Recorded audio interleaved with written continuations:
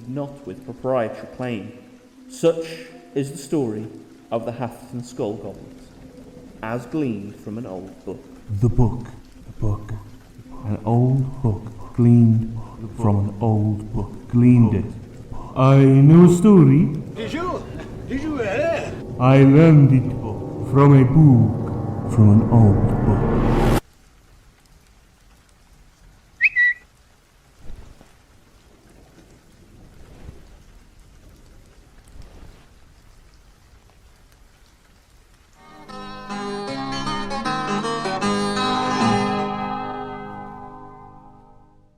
This video is a follow-up to the story of Hugh de Hatherton. If you didn't see the original, follow the card at the top of the screen now. There was one gem, one final treasure, that despite all my efforts eluded detection and left us with so much to speculate over. The book.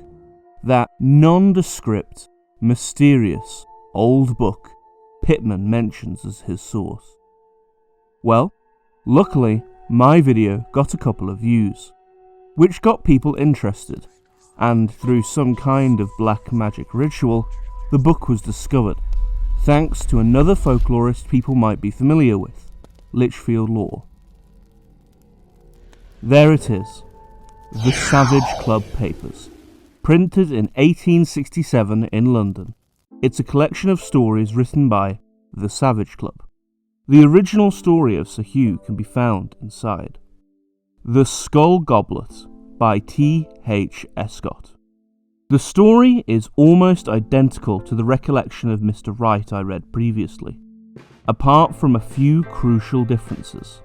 Firstly, the exact number and names of those present are given, as well as an approximate date, 1860-something.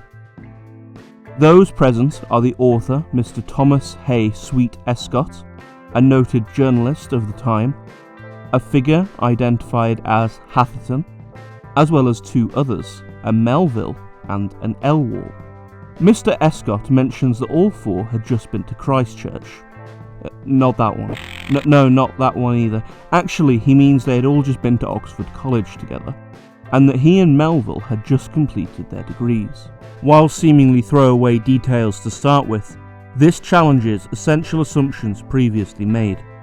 Mr. Escott completed his BA in 1865, and the only member of the Littleton family at Oxford at this time was Henry Stuart Littleton, who was the third son of the second Baron Hatherton. Henry matriculated the previous year in 1864, but left shortly afterwards without completing his degree as it did not agree with his health having been unstable for quite some years.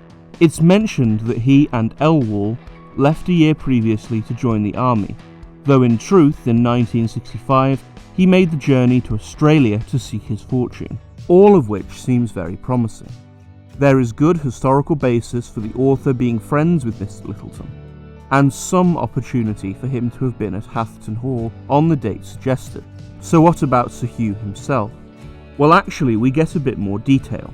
In the story, Henry Littleton claims Sir Hugh was a soldier in the English Civil War, fighting on the side of the Royalists, that his body had been discovered when building the South Greenhouse of Hatherton Hall, where a private chapel supposedly once stood, resting in a wooden chest. Now that we know that we don't need to search so far back, Hatherton Hall during the early 17th century was occupied by the Walhouses, ancestors of the Littletons back through the father of the first Baron. Though none were called Hugh, sadly this is where the story of Hugh de Hatherton starts to fall apart. It's somewhat unbelievable that someone so important in the family would be unrecorded, or that someone unconnected with the family in this way would be buried at the property. Furthermore, the fact that Mr. Escott only refers to his friend as Hatherton is very strange. He would not have been called such, as he wasn't even heir apparent to the title. He would have been called Littleton.